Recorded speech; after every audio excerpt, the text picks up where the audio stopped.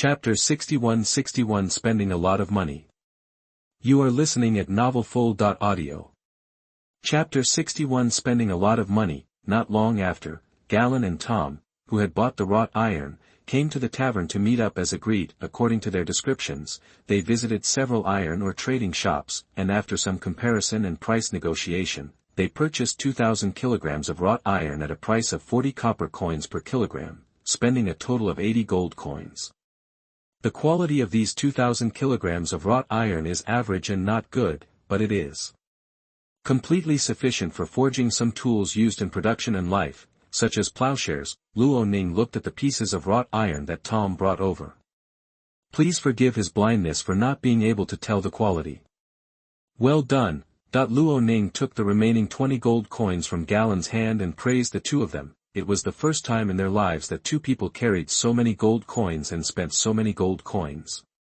Being able to handle this matter successfully showed that the two of them were somewhat capable. It's not like some useless guys who don't dare to buy anything even if they have money in their hands. After finishing so many things in one morning, Luo Ning was in a good mood. He called the waiter to start preparing the dishes, and at the same time asked Galen to arrange lunch for the several guards guarding the carriage. During the meal, Luo Ning introduced Ruodle by the way, saying that he was a wandering knight he met by chance and had now joined Hillwood Town and was loyal to him. Galen didn't have any specific knowledge of high-level peak knights, but Tom was different. As a junior knight, he is well aware of the power of senior peak knights. This is not the key point. Previously, the Lord used a trick to deceive the knight Felton of Thane territory, so that the other party did not dare to act rashly. But now, Lord Luo Ning has a genuine high-level peak knight by his side. I am afraid that I won't have to worry so much about the Thane leader in the future. During this time, he personally felt how unique Luo Ning was, and he felt more and more that he had followed the right master. Maybe he could really stand out in the future and regain the glory of his ancestors. After finishing lunch, Luo Ning led the caravan and began to circulate among various shops and stalls selling daily necessities. He wants to open an ironwood workshop and needs to buy axes, iron saws, and wood chopping knives. He wanted to continue to reclaim wasteland, and hoes and shovels were indispensable. Looking at the tools made of stone by the serfs made him feel sick. After spending a whole afternoon, Luo Ning compared several stores and finally bought all the tools. Among them, there were 20 axes, iron saws, and firewood knives each, and 400 hoes and shovels each. Even after several rounds of price cuts, it still cost 172 gold, 7 silver, and 60 copper coins. Axes, iron saws, and firewood knives are prepared for the ironwood workshop. Considering the loss of tools, 20 of each is not much.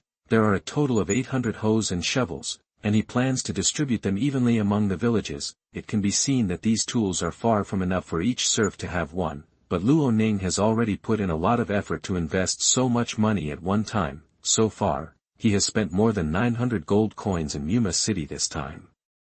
A mountain baron from a remote rural area could actually spend huge sums of money. If word spread about this, no one would dare to believe it. Luo Ning now only has 281 gold coins left on hand.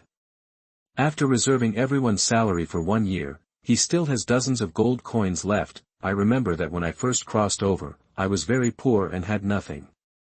If I wanted to reach Shanlin town safely, I had to cheat here and there. But things are different now. Luo Ning already has channels and plans to make money. He just wants farmers who have food at home to stop panicking. After purchasing various supplies, most of Luo Ning's plans to go to Muma City have been completed. There is only one last thing left to do, which is to go to the slave station and inquire about the slave trade. The sale and trading of slaves is allowed in this world.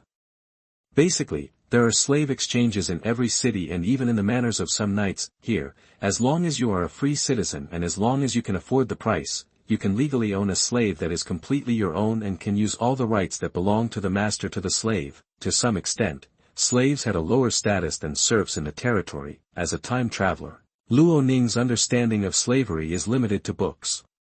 He has not seen the real life and experience of slaves with his own eyes, so he cannot empathize with them. Maybe civilization told him that slavery was unacceptable, but again, he couldn't change anything now. Since you can't change, just do as the Romans do and use this system to improve yourself. At present, the total population of Shanlin town is just over 2,000, which is quite different from the average barony with a population of tens of thousands. It is a bit slow to try to attract free people to join and expand the population by relying on the birth of people in the territory. He wanted the territory's population to grow rapidly in a short period of time, and could only buy it with money, and for Luo Ning, if he can buy 1,000 people at one time, he can also complete the population achievement and strengthen his own strength. This is killing two birds with one stone. While it was still dark, Luo Ning inquired about the location of the slave exchange and rushed there with his team early the next morning. In order to control and tame slaves, exchanges were mostly set up outside the city, and some were even set up in a knight's manner. Luo Ning was sitting on the horse looking at the slave in front of him in trance. He had expected the exchange to be a large courtyard with prison cells in which the slaves were kept, but the small castle-like exchange in front of him obviously exceeded his expectations. The high wall made of stone and mud was covered with spikes. Although it was not as strong as the wall of the noble castle, it was enough to prevent the people inside from climbing over the wall and escaping. In addition, tall sentry towers were built with wood at the four corners of the high wall. Each sentry tower was equipped with special surveillance personnel. Once a situation was discovered, these supervisors would report it immediately. In addition, there is a team of people patrolling back and forth around the high wall, and 4 people are posted at the main entrance of the exchange to guard it to ensure everything is safe. When the guards saw a group of people walking towards the exchange, they immediately became vigilant. However, those who came over in such a swaggering manner were most likely customers, so they did not show any hostility. As soon as Luo Ning and others arrived outside the exchange, a middle-aged man hurried out from the gate. He trotted up to Luo Ning's horse with a playful smile and offered courtesy and greetings. "Good day, gentlemen. I am the manager of the Viper Exchange in Muma City. You can call me Anthony." Anthony just took a glance and roughly knew that this group of people was headed by the young man in front of him, and this young man had the iconic silver hair. He immediately thought of one person. As a steward who has been dealing with the outside world all year round, Anthony's vision is no worse than that of Hook of the Silva Magic Chamber of Commerce. It's just that this is not a trading area, and the slave shop is not an ordinary chamber of commerce, so even if he guesses Luo Ning's identity, he will not take the initiative to reveal it unless the latter takes the initiative to reveal it. "Hello Anthony, I'd like to see your slave here." Luo Ning, who was riding on the horse, said the purpose of his trip. "If there are suitable ones, I will take a batch of them away." Anthony's ears moved, and he noticed that Ronan was not talking about one person, but a group of people. This is a big customer. Ever since, every inch of the steward's face revealed a flattering smile. "Don't worry, sir, no matter what kind of goods you need, our Viper Slave Exchange will provide it for you." Luo Ning got off his horse and handed the horse over to Galen. "Let's go, take me to visit your slave house." Thanks to Gothic Walking Warrior and book friend 202308111110428841 for their rewards. Thanks to Yi Hongyu, Man Lu Lu, Angel Chun Ao, Lao Longjio and other gentlemen for their monthly votes and recommendation votes. New. Chapter 6262 Slave House. You are listening at novelfull.audio.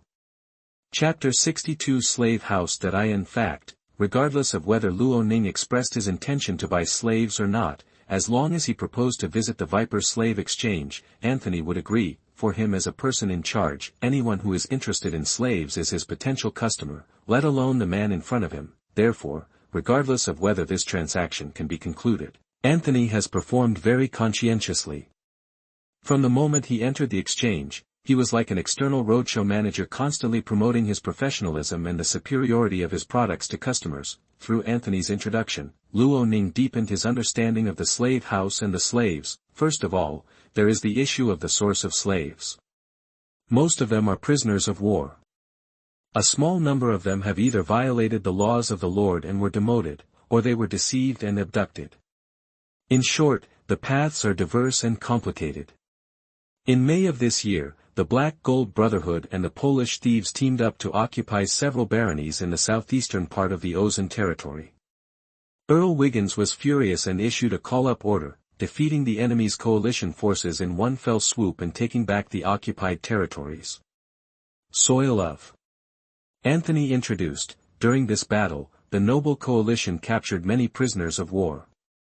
The gentlemen did not want to take them back to their respective territories and were too lazy to deal with them, so they sold them to slaves in various places. After being professionally trained by the slaves, these slaves were sold to various parts of the kingdom. Luo Ning knew about this battle.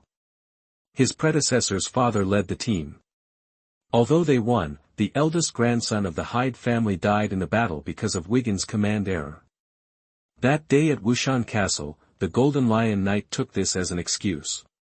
Excuses, asking for many benefits.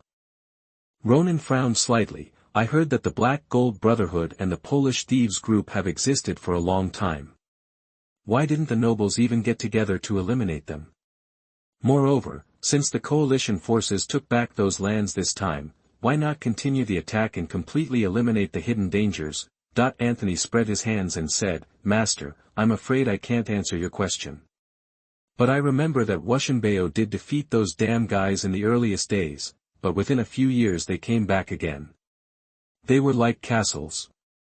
The rats in the cracks in the wall will never be eliminated. Luo Ning nodded slowly. To the southeast of Wushan territory is the land adjacent to the Three Realms.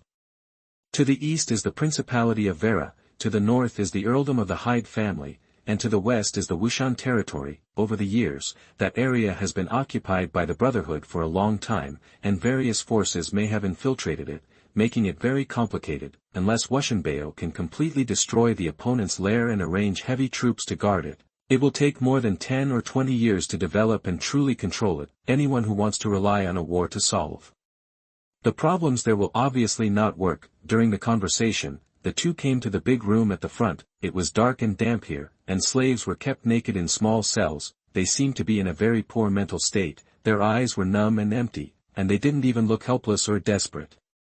They looked like walking corpses. This is the sales area, and the people locked inside are all well-tamed slaves. Anthony introduced, coming to a cell and knocking on the wooden pillars. Hey, guys inside, stand up and turn around, hurry up.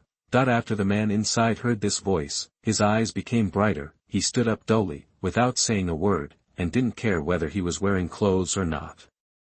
He just spread his arms and slowly turned around in the cage, showing every part of his body in front of the customer.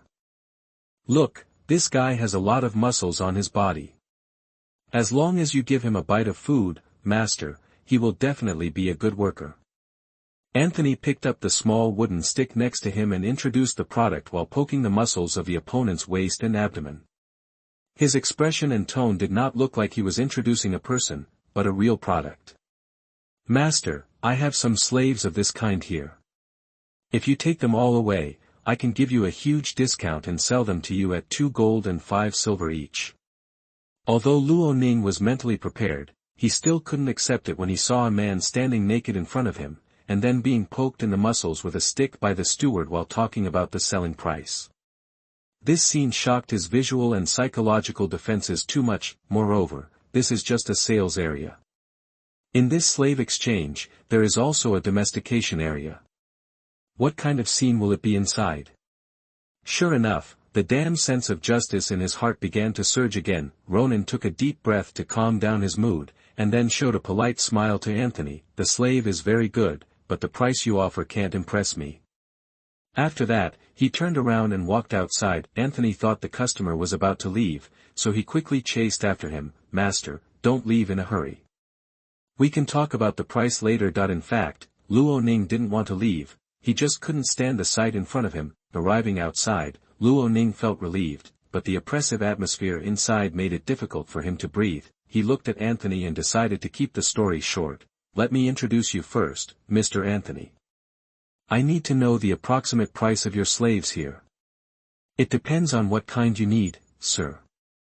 Anthony knew that the transaction was not going wrong, so he continued to introduce. Sir, I have all kinds of men, women, and children here, and there are even 2 or 3 junior knights. There are also knights. Luo Ning was a little surprised. That's natural. Anthony emphasized, Master, don't underestimate our Viper slave exchange. As long as you have enough money, we can even capture and train magicians for you. Hehe, it's just a bit expensive. He said enthusiastically and flatteringly, a junior knight costs about 100 gold coins, and a magician is a little more expensive, about 500 or 600 gold coins. Luo Ning raised his eyebrows. Is this price a bit expensive? But come to think of it, the cost of taming extraordinary beings is not low, and there is a reason why they are expensive to sell. I don't need these. What I need is labor, all kinds of craftsmen, and women who can produce.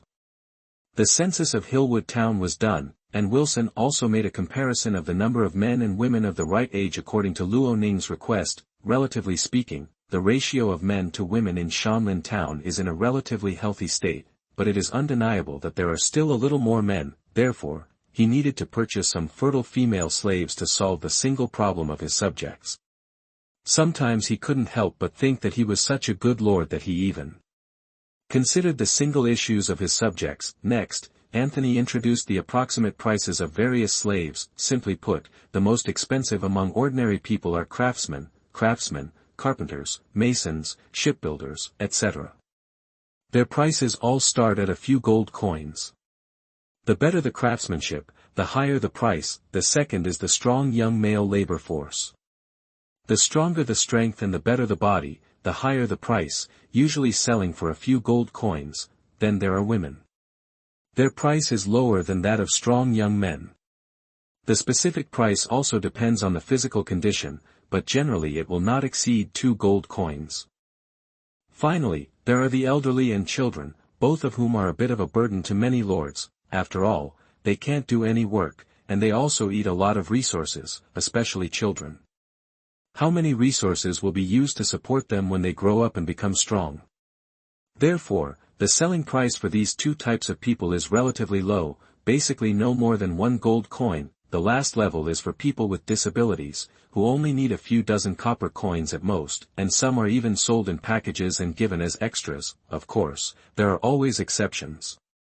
For example, some noble women who have not been ransomed, especially young and beautiful women, are sold at very high prices, even higher than top craftsmen. Considering the rumors about Luo Ning from the outside world, Anthony also thought about recruiting a few such slaves to promote it. However, Luo Ning categorically refused. What did he need these slave women for, other than to have sex? If he was really that horny, he might as well be intimate with the maid Bella. At least he wouldn't have to worry about getting sick. I want 50 strong young laborers and 50 each of young women, and if there are any craftsmen, I want masons and carpenters. Luo Ning stated his needs: give you 150 gold coins, and you can handle it for me. A rough estimate is that if all these people are in place, it will cost about 200 plus gold coins, but Luo Ning usually negotiates the price in one step, so he starts with the bigger ones. Anthony was happy to hear Luo Ning's needs, but after hearing the offer, he looked pained and confused, as if he was constipated. Master, your 150 gold coins are too few. This transaction cannot be done. He slowly stretched out 6 fingers and said, how about adding 50 gold coins? This is the most reasonable price. Anthony, take a long-term view. If you miss a big customer like me, you will be gone. Luo Ning glanced at the other party lightly. You should know my identity. Upon hearing this, Anthony immediately bowed and said, if my guess is correct, you should be Lord Luo Ning, the noble baron of Wushan bloodline in Shanlin Town. Luo Ning's lips curled up slightly. Sure enough, the other party had already guessed his identity. Since you know my identity, you should also believe in the credibility of Wushanbao. If this transaction is completed, early next year, I will continue to buy thousands of slaves from you. And I can guarantee that our business can continue keep doing it. No one has ever had any doubts about Wushanbao's credibility, and the same goes for your commitment. Anthony spoke humbly, but his face was still tangled. But sir, the price you said is too much. I also have to make money here. He took back one hand and one finger. How about you add 40 more? Luo Ning seemed to have lost his patience and glanced at the other party. Think about it carefully. If you think you can, come and find me outside. Ruodal, let's go. No. Chapter 63 Buying Slaves. You are listening at novelfull.audio. Chapter 63 Buying Slaves, Anthony finally compromised. In his words, for the sake of the friendship between the Viper Slave Exchange and Luo Ning, he would rather lose money this time than build a relationship with Hillwood Town. Just listen to this. No matter which world, how much truth do businessmen have when doing business? It is said that it is a loss, but whether it is a loss or how much profit is made, no outsider knows. For Luo Ning, it was enough to buy these slaves at the lowest possible cost this time. Buying a slave naturally involves the selection process. This time Luo Ning didn't go in person. He didn't want to step into the sales area of the slave exchange anymore. The scene there would make him feel uncomfortable, so, this glorious and great task fell on Tom and Galen. Fortunately, selecting slaves is not difficult. It is nothing more than wrangling with Anthony and trying to select young and strong men and plump young women. However, Luo Ning was also prepared for the fact that there were some slaves in this group who were not in good health. After all, he had lowered the price a bit harshly this time. Since Anthony could not obtain greater benefits from the price, he could only earn back a little bit from the quality. This is also a reasonable thing, and Luo Ning can understand it. However, it would be okay to stuff one or two bad ones, but if there were too many, he would not agree. Sir, what are you doing buying these slaves? Is there a shortage of workers in the territory? Redal asked in confusion. These words brought Luo Ning back from his thoughts. This newly joined knight knew very little about the situation in Hillwood Town. There are not many people in Shanlin Town at present, everything is still in its infancy, and there is a lack of various labor forces. Diamond Suit. Redal nodded slowly and said worriedly, then buying slaves is a good choice, but it's a bit difficult to manage and use them well. Redal may have some management knowledge, so he made such a judgment. These slaves may have been domesticated, and their thinking and cognition have deteriorated to a greater or lesser extent. Their completion and efficiency of things will be lower than that of normal serfs, and their learning and acceptance of new things will be slower. They can only rely on the constant encouragement of their slave masters. Getting them to recover is a long and difficult process. In the early stages, Luo Ning decided to use methods such as hitting a stick and giving a sweet date to let them work hard for him, and at the same time let them understand that as long as they can do a good job, even slaves will be rewarded. In the end, if the slaves can be transformed into normal people, get rid of the state of the walking dead, and even activate their subjective initiative, then that is what Luo Ning wants. Fortunately, the number of slaves purchased this time was not large, so it was relatively easy to manage. He could also take this opportunity to accumulate some experience in slave management and prepare for the future. Ruodal, McCann, after you return this time, you can join forces to conduct intensive training for our guards to enhance their combat effectiveness. They must be equipped with cavalry, infantry, and archers. Luo Ning looked at the two senior knights beside him and began to prepare for the subsequent development. There are many savage tribes active in the forest to the east and north of our Wushan territory. Instead of spending money to buy slaves, I hope to conquer them and incorporate the savage tribesmen into the mountain forest town. After hearing this, Rydal and Mikan's eyes lit up, especially Mikan's. Recently, he has been quite envious of Elrond. Not only can he spread his kindness and enhance his prestige in the hearts of the people, but he can also make spell scrolls to create wealth for him. And he could only help train the guards and be responsible for the unchallenging territory defense. He felt that his role was too small. Now, he thought of fighting against the barbarian tribe for Luo Ning. With this goal, his life path suddenly became brighter in the future. Sir, how big is the savage tribe you are talking about? Ruodal began to judge the fighting strength of the enemy and ourselves. In response, Luo Ning could only spread his hands. Sorry, I can't answer your question, because I don't have detailed information about the savage tribe, and I didn't find any useful information in the study of the previous political officer prince. Clues, we don't know their exact size. Having said that, the savage tribe has not invaded Shanlin town for a long time, which means that the opponent's scale should not be large, right? Redal touched his chin and said thoughtfully, then after I go back, I will act as a scout and search the forest to see if I can find any trace of them. He looked at McCann as he said, "McCann will continue to be responsible for guard training and defense." "No problem." McCann replied, perhaps due to the relationship between superiors and subordinates in his previous life, McCann had no objections to Rideau's arrangements and followed them. There were over 100 slaves, and it was quite time-consuming and laborious to select them. Especially when Galen and Tom kept in mind what Ronan had told him, they had to carefully select almost every one of them. Anthony would never be allowed to slip in a bad one easily. But Anthony is an old man in the slave house after all.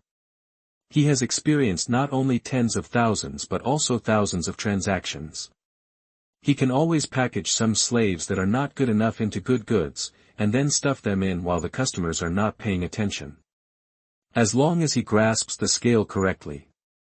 Customers will not cause trouble. In this way, more than an hour passed. There were 50 men and 50 women, plus 1 carpenter and 1 mason each. Galen and Tom finally made their choice. The two looked at each other and breathed a long sigh of relief. Now when they close their eyes, they can see all kinds of bodies appearing in their minds. Those naked slaves also had an impact on their souls. Fortunately, they could follow Luo Ning and not experience such an animal-like life. After the selection was completed, Anthony took these slaves to an empty hall and asked them to kneel on the ground and read Ronan's name loudly and repeatedly, so that they could remember their master's name firmly and imprint it in their minds. After doing all this, Anthony gave each slave a simple linen garment and fed them 2 pieces of black bread so that they would have the strength to go on the road. When the 102 slaves were escorted out by Anthony and his guards, more than 4 hours had passed. During this period, Anthony arranged for Luo Ning to have lunch. Needless to say, the food was still good. Luo Ning was riding on horseback, looking at the group of slaves standing in front of him. They were still silent and had their heads lowered with expressionless faces. However, Luo Ning keenly noticed that some people were trembling, perhaps because they were afraid of the unknown, because they didn't know how their master would treat them. "Look up, slaves!" Ronan shouted, perhaps because they didn't know that the person speaking was their master. Only some of the slaves raised their heads. Anthony roared beside him, "Your master, you guys, raise your heads. Look carefully and remember his face. That is the person you must loyal to until death. From now on, your body and soul will belong to him. Now, kneel before your master, call his name, and pledge your loyalty." Anthony's roars echoed, and the slaves began to chant. "Lord Luo Ning! Lord Luo Ning! Lord Luo Ning!" Sparse and weak, Ronan glanced at Anthony. Before leaving the slave house completely, it was obvious that this guy's words were more effective. His eyes returned to the group of slaves, and for a moment he didn't know what to say to them. After pondering for a moment, he spoke, "From now on, you are the people of Shanlin town. As long as you work hard, I will provide you with food, clothes, and build a place for you. Now, stand up and follow me." This time, there was a reaction to Luo Ning's words. I don't know if they recognized his identity as the master, or were moved by the houses and food mentioned in his words. They stood up, saying "Thank you to the Lord, thank you Lord, and will work hard," etc., and followed Luo Ning's order silently behind the team. New. Chapter 64 Commander. You are listening at novelfull.audio. Chapter 64 Commander. A team of more than 100 slaves marched along the main road of Muma City towards the wilderness. Diamond suit. With this group of people, Luo Ning would not only be unable to return faster, but he also had to take care of the slaves, which were all bought with real money. He didn't want a few people to die before he reached Shanlin town. Fortunately, he had made sufficient preparations in advance for his visit to Muma City this time. He brought enough rations in the space ring to ensure that these slaves were well fed and drunk. The slaves were trembling at first, very afraid that the master in front of them would beat, scold and torture them at every turn. However, they did not expect that after following them for 2 days, the slaves not only did not beat or scold them, but even provided them with enough bread for every meal. Occasionally, when prey is hunted, a little broth is given to them to drink. Although they have to walk a lot every day, they have not experienced this kind of days with full meals for a long time, so much so that when they took their first bite of fresh bread, they knelt down and thanked Luo Ning in excitement. which triggered a group reaction and broke into tears. Those who knew that Luo Ning was a kind lord, but those who didn't know thought that Luo Ning scared these slaves to the point of kneeling down and begging for mercy. In the evening 5 days later, in front of the mountains when they entered Shanlin town, Luo Ning and his party set up camp here. Regarding the control of the slaves, Ronan left all the responsibility to Tom, Galen and the 4 guards. He did not need to be responsible for these trivial matters, and there was no need to show his face in front of the slaves when he had nothing to do. In the past few days, Luo Ning has been practicing the 3 spells of Wind Blade, Fireball and Small Flame whenever he has time. As an entry-level fire attribute magic, Small Flame is the simplest.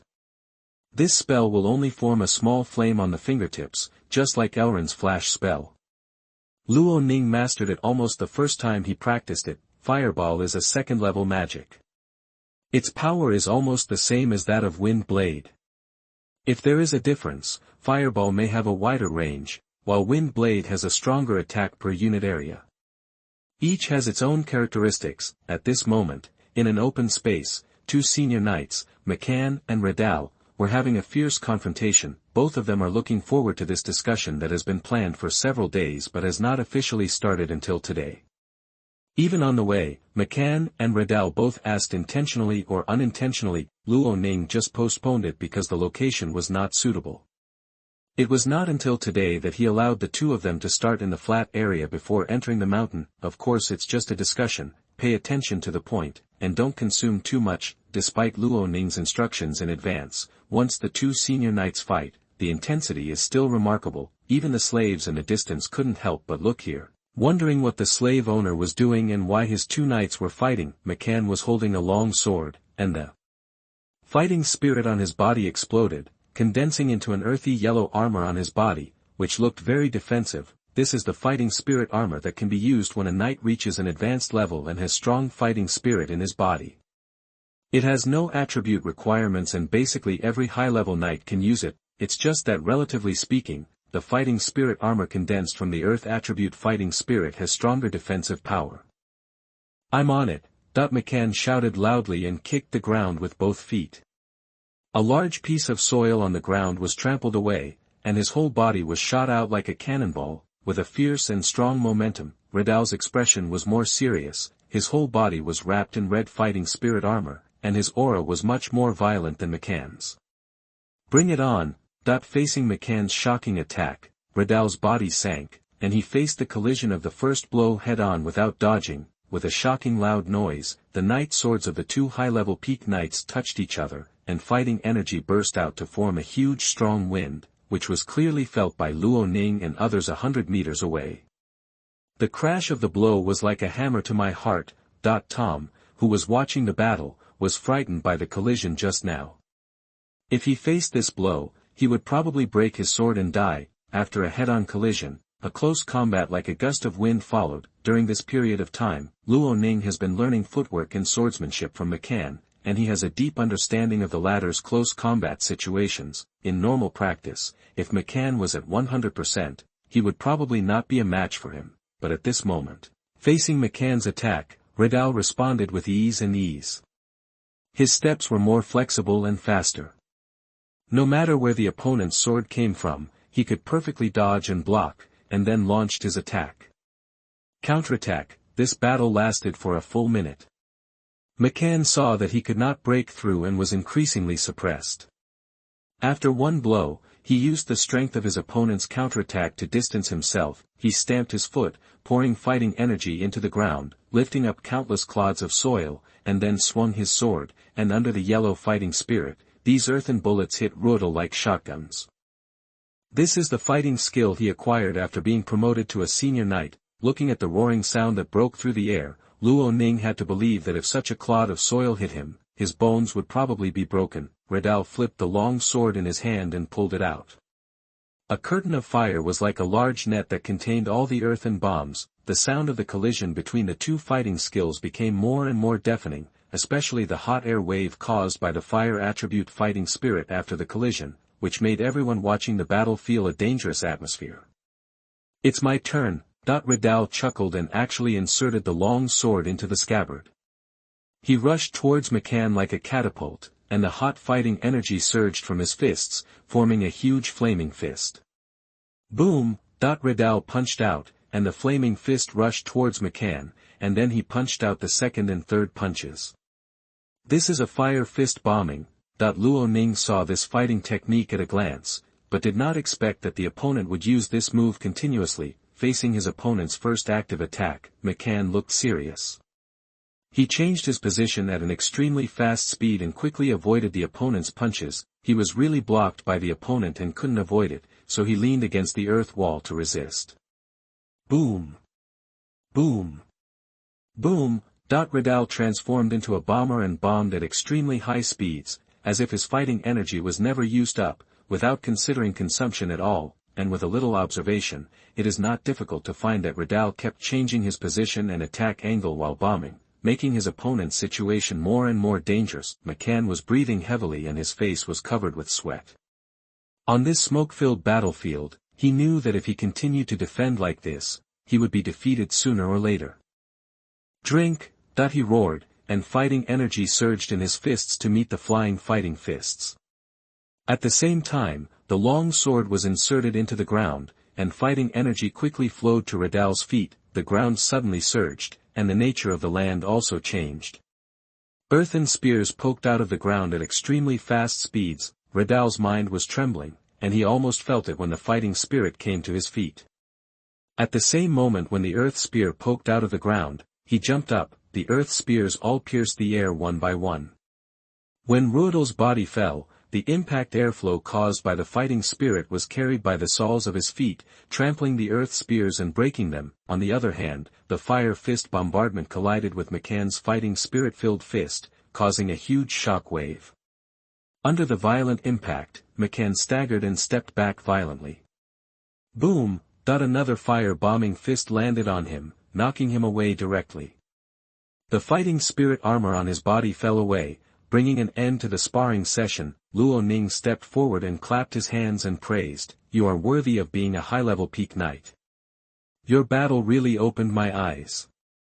Wonderful, so wonderful."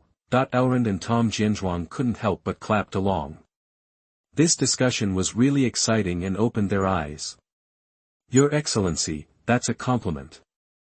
Redal calmed down his breath, and the violent look he had just fought disappeared, replaced by his relaxed and confident look. Luo Ning looked at McCann on one side. "Guard officer, how is your situation?" McCann was a little embarrassed at the moment, mainly because there was a lot of dust on his body and face. He coughed out the dust in his mouth, feeling a little embarrassed. "Don't worry, sir, I'm not injured." He said and looked at his opponent. "Ruodal is too powerful. Whether it's a battle of strength, close combat skills, or the use of fighting skills and fighting spirit, I am no match for him." Ruodal laughed and said, "After all, you are not at the true peak yet. If your strength improves a little more, it won't be so easy for me to deal with you." The two came to the business district to have a chat, and there was a winner or loser in the discussion, but it did not affect their relationship. Luo Ning could tell that even if McCann's level progress was full, he probably wouldn't be Redal's opponent. In the previous sparring session, McCann almost used all his strength, but Redal obviously had a lot of energy left. Worthy of being the commander-in-chief of the Flame Expeditionary Force, Redal's qualifications and identity can reflect many problems. Then Rydal. Luo Ning took the reins and faced the knight who had won the battle. "From now on, you are the commander of my mountain town." Redal knelt down on one knee. "I am happy to serve you, sir." New. Chapter 65 Return to Shanlin Town. You are listening at novelfull.audio. No. In the town of Hillwood, 4 people gathered in the blacksmith Callus's blacksmith shop. Chahar, the housekeeper of Shanlinburg, the blacksmith Callus and his son Bal, and the carpenter William's son Ram. Diamond Suit. After spending so many days, Callus had completed the construction of the plow blade of the curved shaft plow. At the same time, after reporting to Chahar, he invited Ram, William's son and a carpenter apprentice, to come and help him to complete the work. The construction of the plow body of the curved shaft plow. Why didn't you find William, a carpenter with better skills? William is actually very busy these days. Callus has tasks assigned by the Lord, and so does William. Moreover, operating black ironwood is really a difficult job, much more difficult than processing other woods. If it weren't for Chahar's coordination, William wouldn't be willing to let his son come over to help Callus. Finished. With excited shouts, Callus, with the help of Ram, finally completed the assembly of the curved shaft plow, the plow tip, plow bed, plow wall, plow shovel, plow shaft, etc. are all available. Not to mention, using Luo Ning's drawings as a reference, Callus and Ram's restoration of the curved shaft plow is quite good. Hi. Ha ha ha. Callus laughed, walked aside, picked up a jar of wine and took a sip, his cheeks flushed. After so many days, I finally completed the task assigned by the Lord. He was not only happy about this, but what made him even more happy was that he had made this plow. Any craftsman, whether a blacksmith, a carpenter, or a mason, views his or her finished work as a work of art. Not to mention that Quan Li is something that has never been done before. Although it was created by the Lord, as the first person to create it himself, he can brag about it for a lifetime. Diamond suit. Ball and Ram can brag about this matter for the rest of their lives. One of them is a blacksmith apprentice and the other a carpenter apprentice. They actually participated in the production of such high-end items. Thinking about it, they feel like they are living in a dream. Chahar looked left and right, up and down, at the plow in front of him, his eyes shining with anticipation. Well done, Callus. I think the Lord will definitely praise your craftsmanship when he sees this plow. He fiddled with the tip of the plow. This plow was much heavier than the light plows currently used in the farmland, and its structure was much more complicated. I wonder how it would work. Is it more effective than a light plow? They trust Luo Ning, but when faced with new things, they still have doubts in their hearts. How about we move out and find a cow to try? The two young apprentices were eager to give it a try, and they only needed one to move the plow body and the other to move the shackles. No. Callus quickly stopped the two young men's intention. You two brats, don't mess around. If it is damaged, we won't have time to get a new one before the Lord comes back. The fire in the eyes of the two apprentices extinguished. Indeed, although the plow body is made of ordinary wood, Ram is just an apprentice carpenter and his skills are not very solid. With the help of Ball, he spent many days to complete the plow body. If it was broken, it would really be a big deal. Know how to explain to the Lord? Chahar pondered for a moment, counting the time. It has been more than half a month since you left the territory, and you are almost coming back from Yuma City. Although Luo Ning told Chahar before setting off that his departure might take a long time, he didn't expect to be away for so long, which made him even more anxious. He had just assumed the role of housekeeper.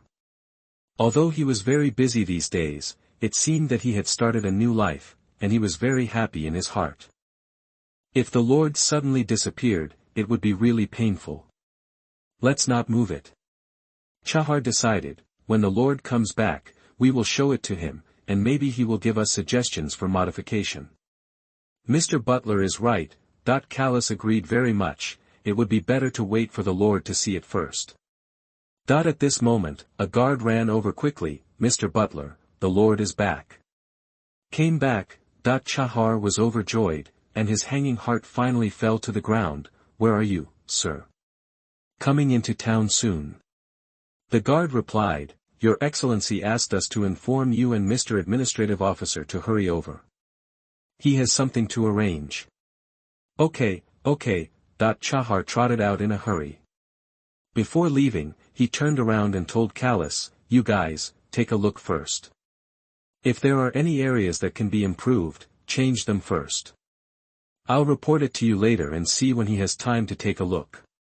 Take a look at Quan Li. Callus and the three people agreed quickly, feeling nervous in their hearts. The adults are back and want to accept their results. Although the adults are kind, they will be in trouble if they are not satisfied. Come on, polish the plow body smooth. Callus greeted him and continued polishing with his two apprentices, not to mention what happened in the blacksmith shop. At this moment Luo Ning was slowly crossing the boundary marker with his convoy and slaves and returning to the town. The second time he came back, Luo Ning felt like he was back home. This land belonged to him. The team slowly walked through the simple and dilapidated Shanlin street. the road that goes through the center of the town and goes directly to Shanlin Fort. The shop owners along the street, the farmers and serfs who happened to pass by got to know the Lord this time, and began to move towards where Luo Ning was. He saluted in the direction and called the Lord at the same time. More than half a month has passed, and the fact that Luo Ning is the Lord of Shanlin town has been known and accepted by all the residents. Luo Ning was riding on a horse, with a friendly smile on his face as he greeted the people who saluted him, acting very friendly to the people. The slaves following the team were shocked when they saw this scene. In their opinion, the nobleman who bought them seemed to be really respected by ordinary people. No wonder they are fed every day. Where can I find such a good noble lord? Some slaves who have recovered a little ability to think even begin to self-hypnotize and work wholeheartedly for their masters. Not long after, a figure jumped out from one side of the team, but it was Chahar running over. "Master, you are finally back," Chahar said excitedly that to be honest, he was shocked when he saw so many people just now and couldn't figure out what was going on. "Long time no see, my butler." Luo Ning smiled and greeted, "How is the situation in the castle?" "Everything is fine in the castle. The toilet you told me about before leaving has been completely built," Chahar quickly replied. "Under David's protection, there are no problems in the castle. In addition, the curved shaft plow on Kale's side has been completed. Everything is going smoothly." While he was talking, Administrative Officer Wilson ran over on horseback, dismounted in front of Luo Ning and saluted respectfully. "Lord Luo Ning, welcome back. Long time no see, Mr. Administrative Officer." Luo Ning greeted equally kindly. "How have you been these days?" "Don't worry, sir. I have already taken care of dividing the town into villages and groups. I can report to you at any time when it is convenient for you." "Very good." Luo Ning praised him, and then pointed to the hundreds of slaves behind him. "We will talk about the report later. These people are the slaves I bought from Yuma City. Now I need you and Chahar to cooperate to settle them, provide food and shelter, and their information must also be registered. Just like the previous census." Wilson and Chahar glanced back and forth at this group of people who seemed to be in good condition. They did not expect that these people were slaves and their mental state was too good. Chahar and Wilson bowed and said, "As you wish, sir. Sorry, the time is set for 8 o'clock tomorrow night. Fortunately, I just saw it." Chapter 66 An Unexpected Surprise. You are listening at NovelFull.audio. Chapter 66 An Unexpected Surprise. This time, it took Luo Ning 5.5 days to walk through the woodland leading to Shanlin town. In order to take care of the condition of the slaves, he walked very slowly. On the way, he experienced the 28th day of time travel, which was a full month into this world. Luo Ning finally received the 4th heartwarming gift package of the monthly sign-in. This time, the heartwarming gift pack naturally contains more attribute points and energy essences than the first 3, including 40 attribute points and 40 energy essence points each. Since then, all monthly sign-ins have been completed, and a new cycle begins with the arrival of September 1st. Luo Ning was also able to calculate the number of attribute points and energy essences he could obtain through monthly sign-ins at this stage of the Baron. They were 139 points and 115 points respectively. It doesn't seem like much, but when accumulated, it's quite a lot. Before arriving at Shanlin town, Luo Ning consumed all the attribute points and energy essence obtained from signing in. At this time his level progress has come to level 2 Intermediate Knight, 12 out of 200. 2 Intermediate Magician, 251 out of 300. If nothing else happens, he will be able to break through to the dual career advanced level in more than a month. Elrond's level progress has also increased to Intermediate Magician Light, 131/300, and more than a month later, he will also be able to break through to become a high-level magician. By then, there will be 4 senior professionals in a small mountain town, which is very exciting to imagine. In addition, although Luo Ning did not add points to McCann this time, the latter also increased his cultivation progress by 2 points through his own cultivation. Compared to Elrond, McCann's qualifications are a bit inferior. If the two of them devote themselves to practice, the former may increase their cultivation progress by about 4 points every month, and the latter by about 9 points. At present, it is difficult to estimate the speed of Ruodel's self-cultivation, but Luo Ning, but considering that the other party has the talent of the sun, it should be faster than Elrond. The only thing that made Luo Ning dissatisfied was that if McCann and the others wanted to break through to become bronze knights or great magicians after they reached the top of the advanced level, they had to wait for his master to break through first. It would be nice if I could break through on my own. This is Hillwood Castle. Ronan pointed to the castle in front and introduced to Radau, currently, McCann, Elrond, and you are all arranged to live in the inner castle, while Tom and David live in the outer castle. When the town is planned and built later, I will provide you build housing and you can move there when the time comes. The three of them didn't seem to be very interested in this. McCann even said, "Sir, I am your bodyguard. I should follow you everywhere. I don't need to live outside." Rydell and Elrond shrugged, seeming to express that they didn't need it either. Tom thought the Lord's proposal was very good, but since the other two people didn't express interest, he didn't have much to express. Luo Ning laughed and joked, "What, when you get married and have children, will the whole family live in my place to eat and drink?" Well, McCann was stunned by these words and didn't know how to refute it for a moment. To be honest, he really hadn't thought about this issue. Wingdings, diamond suit, diamond suit, diamond suit, diamond suit, diamond suit. "Sir, can we also marry and have children?" He was a little unsure. Luo Ning looked at McCann up and down, wondering, "What, you can't do it?" Infertile, but he glanced suspiciously at Elrond and Rydell next to him. If Tom hadn't been there, he would have asked whether these two people were infertile. Such eyes obviously touched the souls of the three men. McCann blushed, "No, no, no, sir, you misunderstood." Elrond shook his head repeatedly, "Sir, I should be fine, no problem." Radau also waved his hand, "Sir, don't look at me, I have no problem." Tom scratched his head. Why did the topic suddenly become uncomfortable for him? In order to prevent others from misunderstanding, he also emphasized, there should be no problem, right? "Sir, I can still hold up the quilt when I get up in the morning." Luo Ning couldn't help but glance at Tom. This guy was definitely bragging. Unexpectedly, he usually seemed honest, and his bragging was unambiguous. Returning to the topic, Luo Ning said seriously, "I never said that you can't marry and have children. On the contrary, I hope that you can give me more children and contribute to the development of Shanlin town." He made a few jokes, which brought him closer to his subordinates. When Luo Ning walked to the foot of the castle, David strode out with his guards. "Congratulations on your return, sir. Thanks for your hard work." Luo Ning expressed condolences and introduced to Radau, "This is the David I mentioned to you. He is the only guard who became a professional knight among the people I brought out from Wushan Castle." David looked at Radau. He didn't know the identity of this person, but since the Lord specially introduced him to him, he thought that this red-haired young man was extraordinary. David saluted the other party as a knight, and at the same time respectfully reported to Luo Ning, "Sir, I was the only one when you left, but not now." "Oh." Luo Ning raised his eyebrows, his eyes shining. "Has someone made a breakthrough again?" "Yes," David said happily, "Jewett and Sim both broke through." Luo Ning was slightly shocked, too.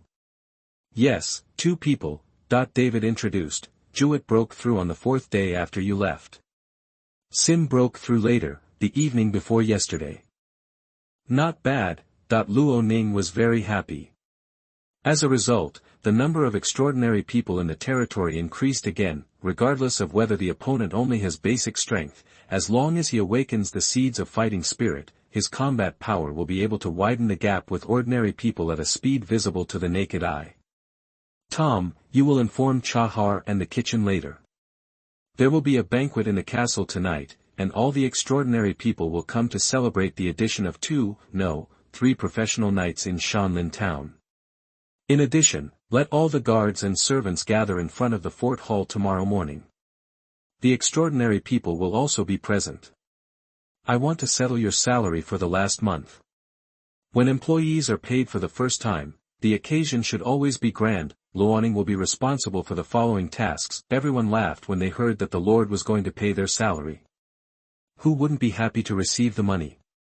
Especially the guards guarding the gate of the castle felt happy when they heard this. Facts have proved that the Lord is kind and trustworthy, and all the promises he made to them in Wushan are being fulfilled. Being able to follow such a lord and become the opponent's trusted troops is truly a blessing bestowed upon them by the seven gods. At the same time, they also envied Jiwit and Sim, who had reached the level of professional knights and were different from them. When will they also be able to break through and become extraordinary?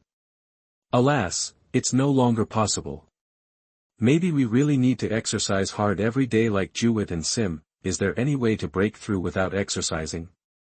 The guards' thoughts were all over the place, and soon they returned to their salary. After receiving the money, they didn't know where to spend it. It seems like there isn't even a tavern in Shanlin town, right? Noom. Chapter 67. Listen to the report. You are listening at novelfull.audio. Chapter 67. Listening to the report. Tonight, Shanlin is back to life. Diamond Suit. In the back kitchen, Mrs. Bandely and her helpers, who had been honing their cooking skills for the past few days, finally found their way to use.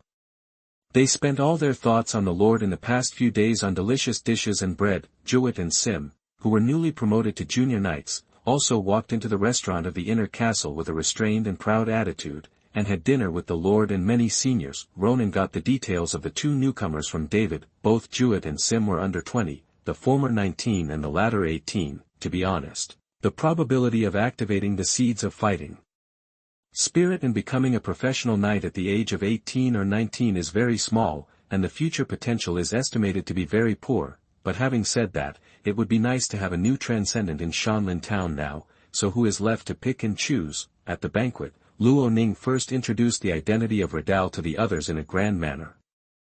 Especially with McCann's profile, everyone knew the strength of the red-haired man, and it was officially established as Commander Redal.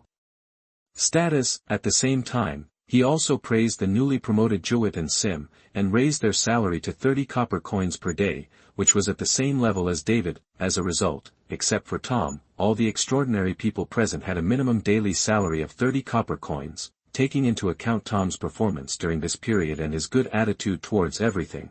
Luo Ning generously made him a regular in advance, and his salary was restored to the same level as other junior knights. Tom was completely moved by this. At today's dinner, he finally gained the recognition of the Lord, and he was considered to have entered the current circle of core members of Hillwood Town.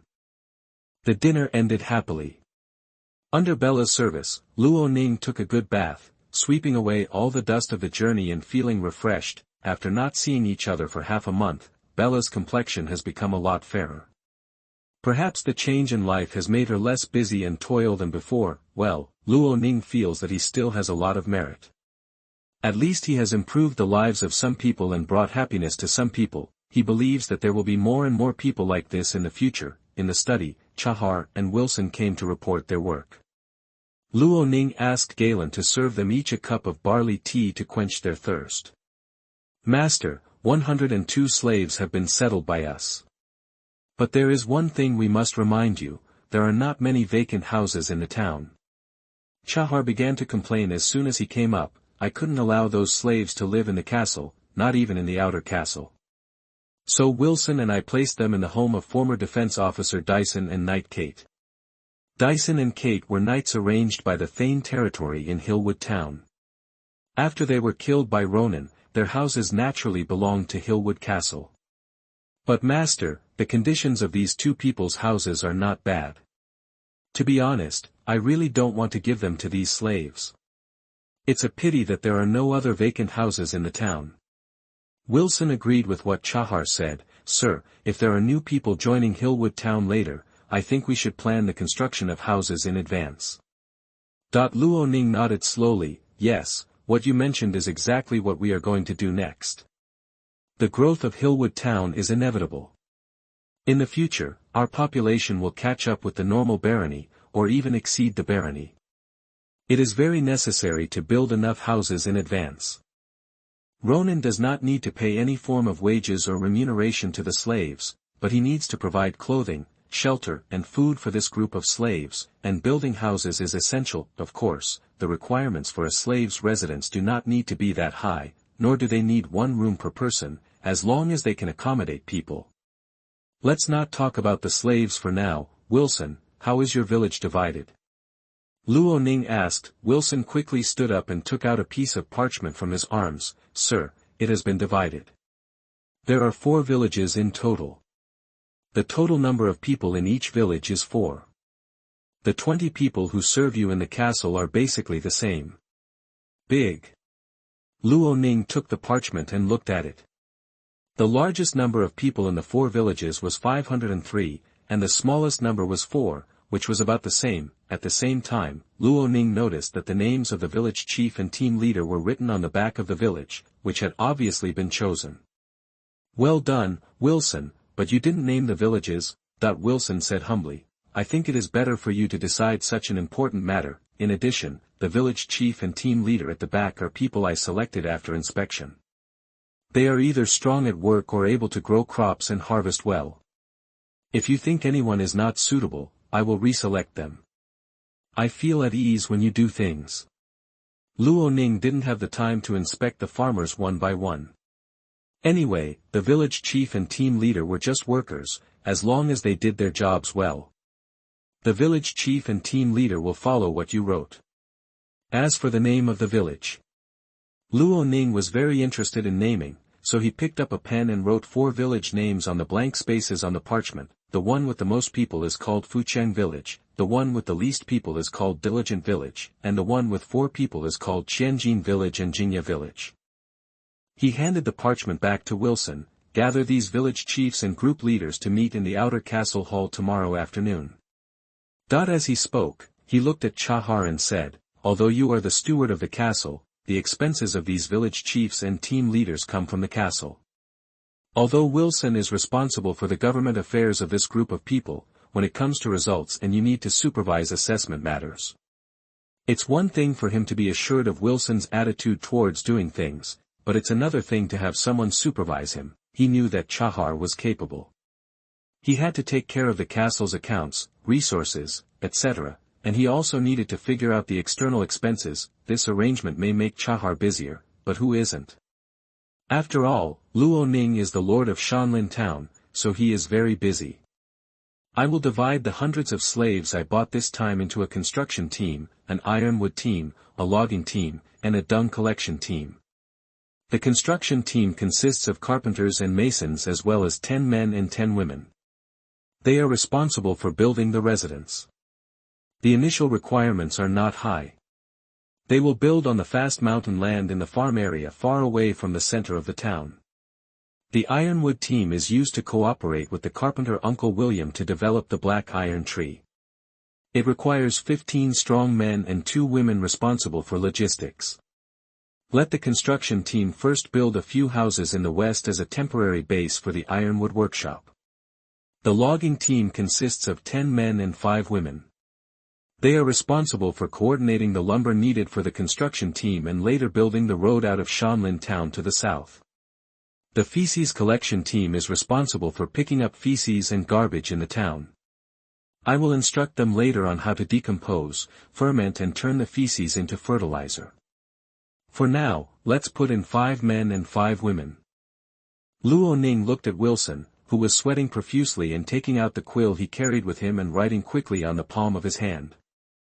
I will keep a few of the remaining slaves depending on the situation. If there are any left, they will be divided into 4 villages for farming. You first divide them into groups as I said tomorrow. Okay. Wilson recorded and responded. Things happened again, and it was a big deal. Chahar snickered secretly on the sidelines. Fortunately, he was not a political officer and had much more leisure. Chahar, tomorrow morning I will pay the salaries of the guards, castle servants, administrative officers, etc. You can help me calculate everyone's compensation in the evening and give it to me tomorrow morning. Luo Ning said. Okay, sir. Chahar quickly maintained a serious attitude. Thank you for your monthly votes, thank you. New. Chapter 68 Making a Spell Scroll. You are listening at novelfull.audio.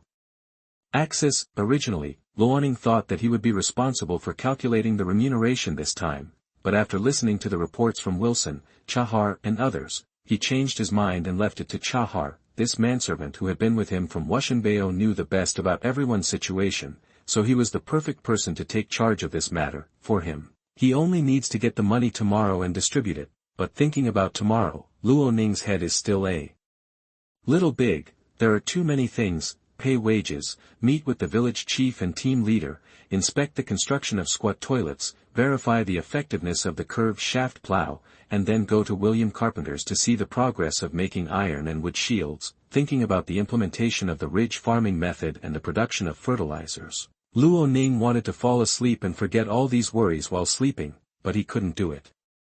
The wind blade spell scroll hadn't been drawn yet. How could he sleep? How could he sleep? So after sending Wilson and Chahar away, Luo Ning asked Bella to pour him a cup of tea.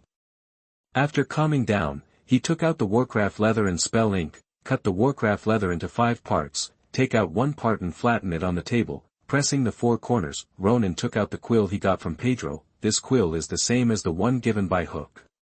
It is made of the feathers of the Warcraft swallow bird and is very suitable for making spell scrolls. He first carefully absorbed all the magic ink from the bottle into the barrel of the quill pen, then calmed down, slowly adjusted his breathing, and prepared to write.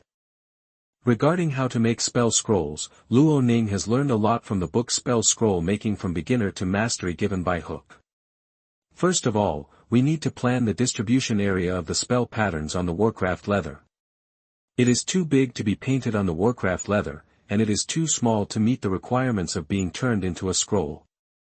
Cutting the World of Warcraft leather into 5 parts is suitable for drawing second-level scrolls, so Luo Ning doesn't need to worry. What he has to do now is to estimate the position of each spell node of the wind blade spell pattern on the leather, and then use a quill pen to draw it. Inhaling and exhaling slowly, Luo Ning raised his hand and the quill began to leave marks on the leather. At this moment, Luo Ning's mental power and magic power worked together with the magic ink on the tip of the quill pen, exuding a faint halo, which was so magical.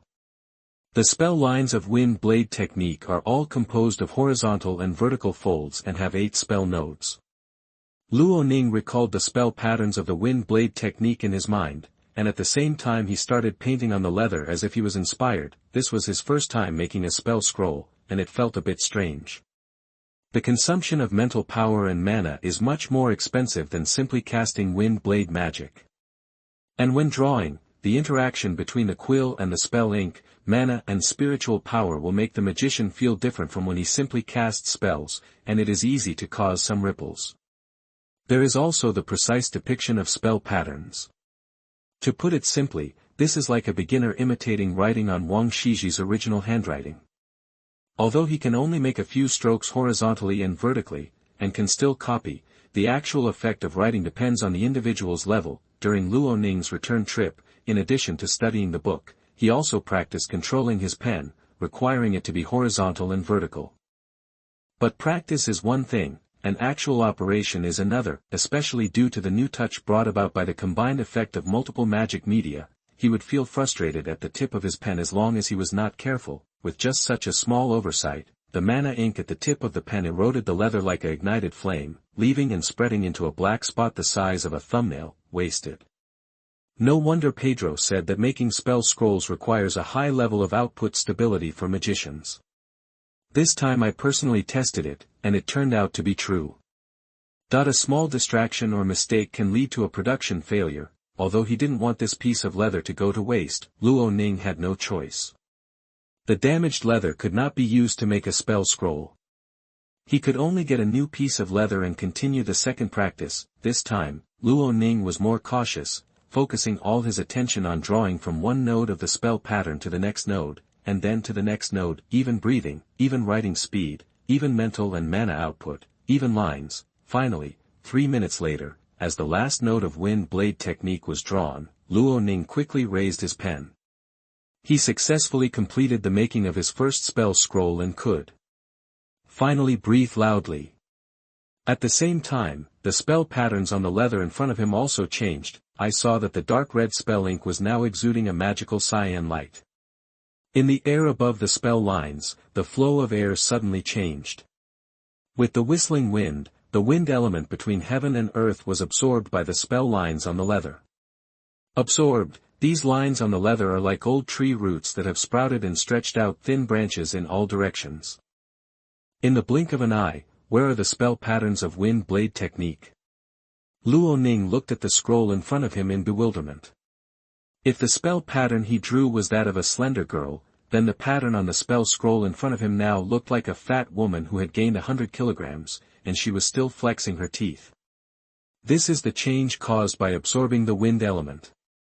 Luo Ning also noticed that the moment the painting was completed, the mental power and mana in his body poured into the spell lines on the leather like a flood. In other words, when the spell scroll is made, it will not only absorb the magic elements between heaven and earth, but also absorb part of the magician's mental power and mana, which is more than double the cost of normal spell casting. But no matter what, Luo Ning succeeded in making the spell scroll for the second time, which is a gratifying thing. He rolled up the roll of leather in front of him and tied it with twine.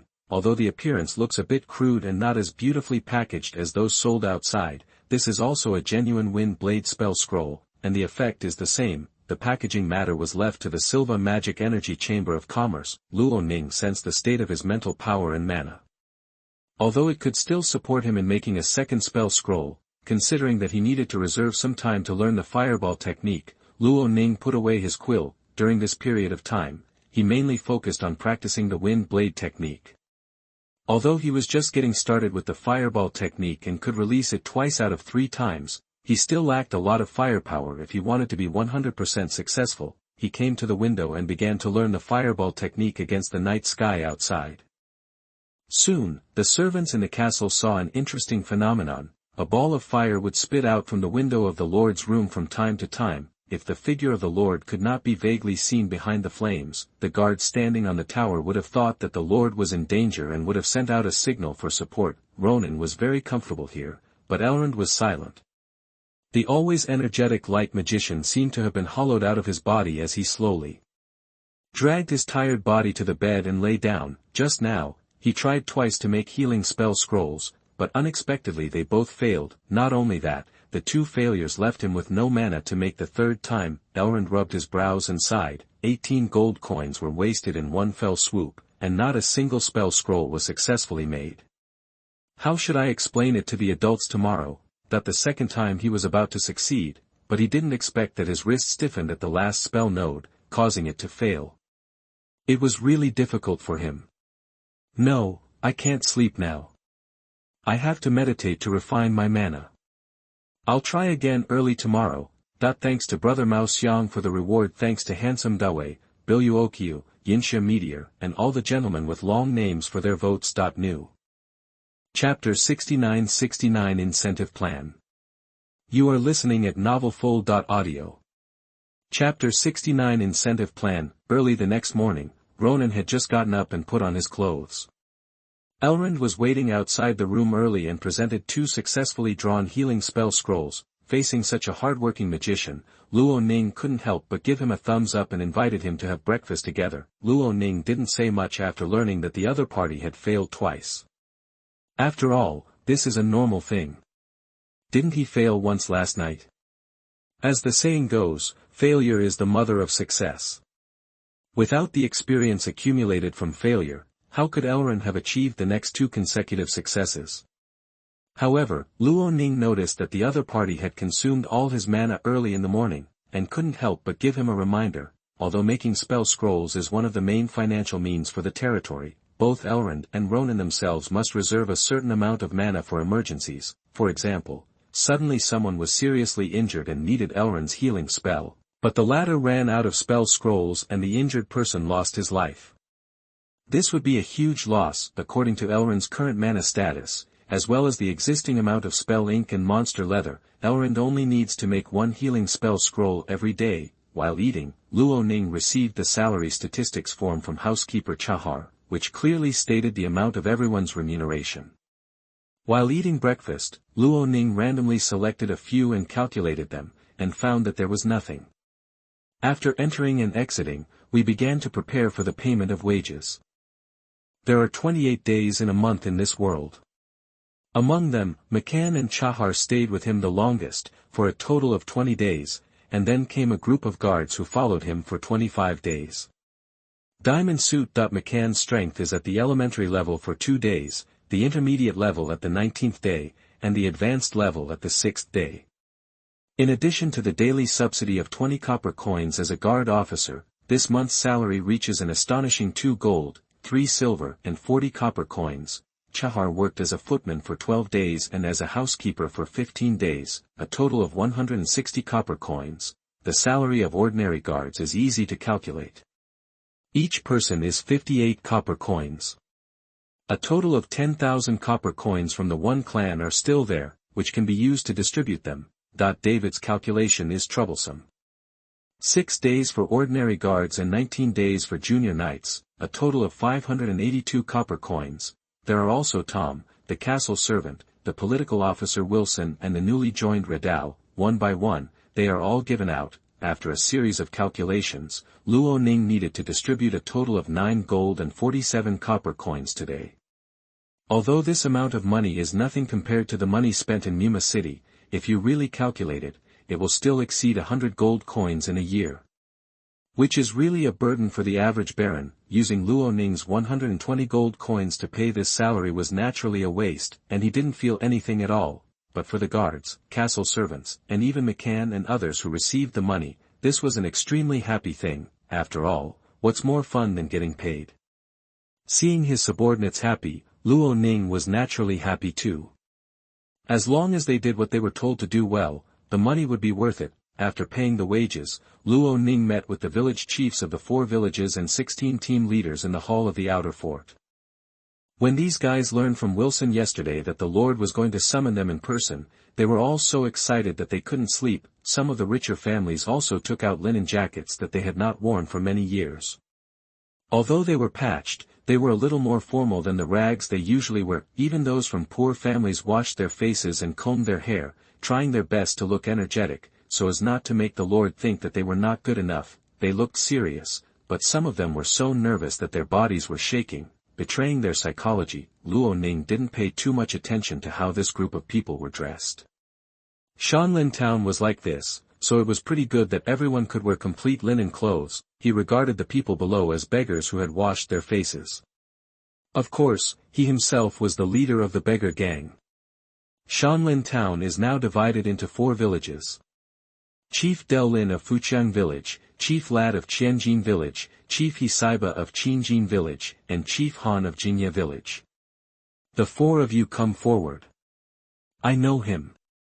Luo Ning was not very interested in dealing with these people, but for the village chiefs, it was an honor to be specially drawn out by the Lord to get to know them. The 4 people came out excitedly, saying their names and greetings to the Lord. Luo Ning nodded in greeting, and then listened patiently as the 4 of them introduced the 4 team leaders of their respective villages, which was considered a first meeting with all the people below.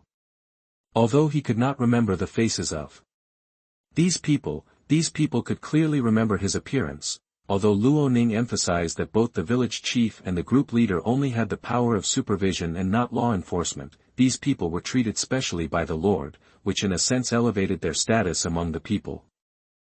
In order to maintain such a status, they will do their best to complete the tasks assigned by the Lord. Maybe for some people, the monthly subsidy of 2 copper coins and 2 pounds of barley doesn't matter. Being able to be a team leader is what some people care about most. In this meeting, Luo Ning explained the 2 most important things in the next 4 villages. The first is the autumn harvest. It is already September 6th, and the barley in the wheat field farm has entered the harvest time. Luo Ning asked the village chiefs to take an active and leading role to ensure that each village's barley harvest is fully harvested. There is an ear of wheat abandoned in the field. The second is the issue of planting after the autumn harvest. Luo Ning consulted Wilson and found that winter wheat was not grown in Shanlin town. Usually, after harvesting barley, farmers would be busy harvesting carrots and then planting cabbage, cauliflower, and other vegetables. After doing this, the farmers were relatively free. Some would sell their labor to the lords in exchange for some wood to repair their houses for the winter. Some would also take advantage of this time to maintain their various farm tools, and some would sell more energy is devoted to raising and caring for livestock. Once the winter snow is over, farmers will be busy again preparing for spring plowing. In view of this, Luo Ning is going to take advantage of this period to implement his ridge farming method. Let's start by planting cabbage and cauliflower. They can be harvested in December, and farmers can learn this before spring plowing. Method, therefore, Luo Ning asked the 4 village chiefs to select a piece of land for him. He would personally direct the manpower and even operate the land himself. They had never heard of nobles working in the fields, and this was the first time they saw it today. Not to mention that Chahar felt it was inappropriate, even Wilson wanted to raise objections. Luo Ning didn't care. By doing this, the people could see that he attached great importance to this new farming method, so that they could better implement it. In addition, Luo Ning also handed over the hoes and shovels purchased from Yuma City to Wilson, and distributed them in the name of the village. Of course, these things were given priority to serfs. If free tenants wanted to use them, they still had to pay a price, such as paying a little more grain when paying land rent. In addition, in order to stimulate everyone's enthusiasm for farming, Luo Ning asked Wilson to count the annual output of grain, vegetables, flax and other crops in each village. For the top 3 villages in total, Luo Ning will reward the village chief with 1 gold coin, 5 silver coins, and 1 silver coin, and give the team leader 3 silver coins, 1 silver coin, and 50 copper coins as rewards. At the same time, farmers who participate in the work will be given certain food rewards. As soon as they heard this, the eyes of all the village chiefs and team leaders lit up. This reward was higher than their annual salary, and their eyes shone with determination to get it. But soon, Luo Ning said again that if the total output ranked last for 2 consecutive years and each crop failed to perform well, he would replace everyone from the village chief to the team leader, leaving no one behind. New people come up to take charge. There are rewards, and naturally there are punishments. Luo Ning doesn't want to raise some village leaders and team leaders who are just trying to fish in the water. Only those who can be effective will stay. The people below looked at each other, with worries in their eyes. They didn't want to be deprived of their unexpected identity, but they all had the same idea in their minds. Among the 4 villages, it was not their village's turn to be ranked last, right? New. Chapter 70 Using the Quyuan Plow. You are listening at novelfull.audio. Chapter 70 Using the Quyuan Plow. After Luo Ning briefly met with these village chiefs and team leaders, it was Wilson's business to implement and supervise the matters explained. Accompanied by Chahar and Galen, he himself went to Callus's blacksmith shop to take a good look at the made curved shaft plow. The blacksmith shop was still as messy as last time, with broken bone vessels, pottery, stone tools, etc. randomly placed everywhere, leaving only a vacant space in the middle where the finished curved shaft plow was placed. If Chahar hadn't informed the Lord in advance that he would come over for inspection today, Callus would probably not even bother to clear out the open space in the middle. "Sir, you are finally here." Callus brought his son Ball to greet him from afar. "We assembled the curved shaft plow yesterday, and we are just waiting for you to test the effect." "Thank you for your hard work, Callus." Luo Ning kept a friendly smile. "I can't wait to see your results. Come on, take me there quickly."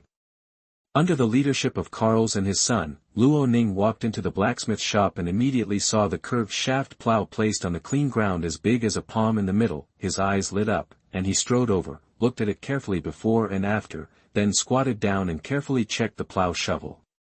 Its shape and size were almost the same as the plow in his memory. "Kales, people in the town say you have good blacksmithing skills, and I finally saw it today." That he couldn't help but give the other party a thumbs up. "This Quan Li is almost 99% complete as I designed it, which is very good."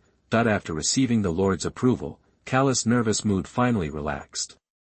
At the same time, he was secretly proud of his craftsmanship, but he was still very humble. "The drawings designed by the adults are so clear, I just need to follow them." Luo Ning pinched the front end of the plow and lifted the curved shaft plow. "Although this thing is a bit heavy, he is now an intermediate knight, and this weight is nothing at all, and he can lift it easily. It's a little heavy for the average person."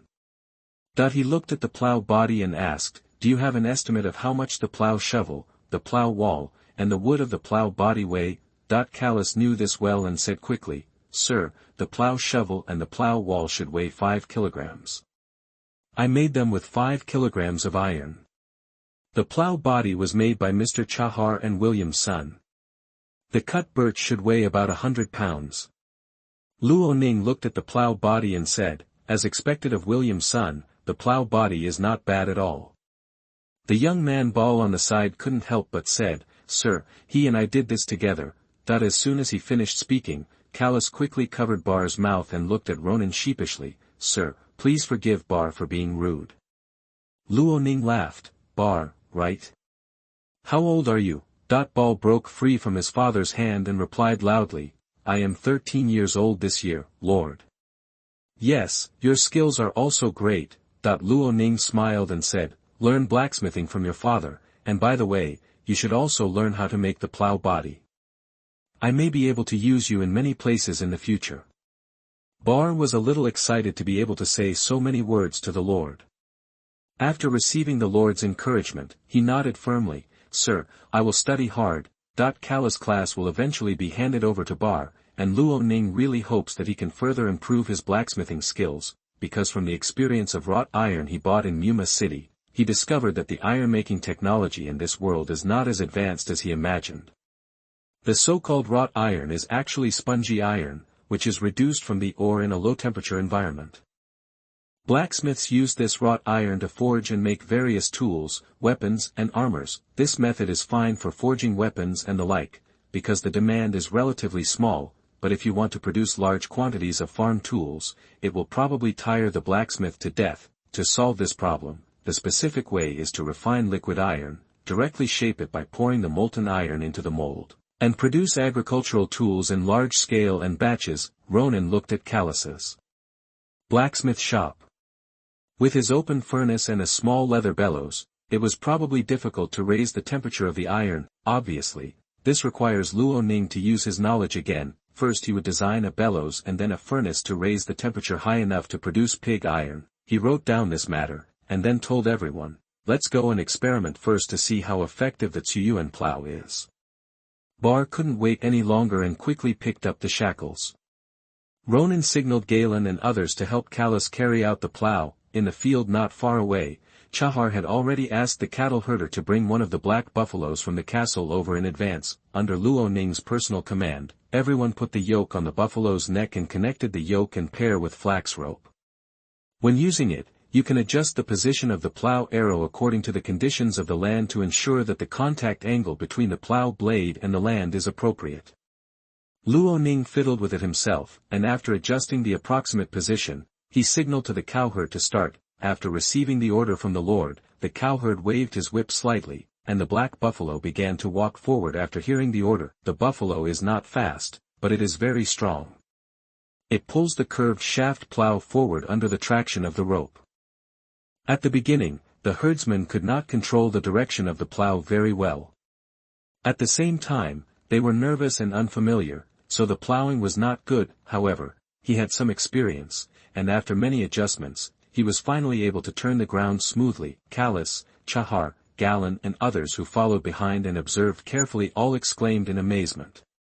Oh my God, it plows so deep. Not only does it plow deep, but it also looks very silky smooth. It's much easier than just a few of us pulling a light plow to plow the fields. Before becoming a male servant, Galen needed to cultivate the land. He had plowed the land. Whether it was with a hoe or a light plow, whether it was manpower or an oxen, it could not be completed by one person and one oxen. There is always help around, but now, a cowherd and a cow can easily plow this 30-meter-long piece of land. If the onlookers were very excited, the actual cattle herder was even less excited. He felt that what he was holding was not a plow, but an artifact. This is incredible, that the cowherd's heart was shaking so much that he only needed to control the direction a little and follow behind. Although it will also consume a certain amount of physical strength, compared with the previous method, this method is much easier. After he finished plowing a section, he directed the buffalo to turn around while slightly controlling the tip of the plow. Under the pull of the cattle, he could easily turn around. This labor-saving and convenient operation shocked him even more. Look, there are so many earthworms. Bar squatted aside, pointing at the earthworms moving on the soil, and shouted excitedly, "There are usually earthworms during work, but not as many as we see now." Luo Ning was not surprised by this phenomenon. After all, the curved shaft plow was used to plow deeper than the light plow and manual plowing. In addition, the plow wall broke up the soil clods and dug out all the earthworms in the soil. Not surprisingly. What concerns him more is the quality of the soil. He squatted next to the plowed ditch, reached out and pinched the soil, which was relatively moist. Looking at its black appearance and the many earthworms there, it seemed that the fertility was very good. It seems that the quality of the land in Shanlin town is indeed good.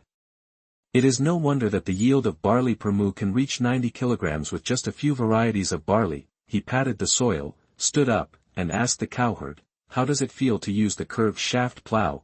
Although the cowherd had met the Lord before when he joined the job, he still felt nervous when facing the Lord now. After pondering for a long time, the herdsman spoke out his inner feelings. "Lord, this is the most magical and incredible thing I have ever seen in my life," that he said exaggeratedly. "When we operate a light plow, we usually need 2 or 3 people, but just now I can easily operate it by myself. It is not only fast, but also very energy-saving." That the cowherd looked at the fallow field and said, "If I were to cultivate this land by myself, it would probably take 2 or 3 days. But now, give me the plow and the cow." "Sir, I promise that it will only take 1 day. I can finish it." Although the description of the cattle herder was a bit exaggerated, Luo Ning knew that the Quyuan plow indeed brought great convenience and efficiency to farmers, reducing the difficulty of plowing and cultivating land. Now, it's a question of how to mass produce it. New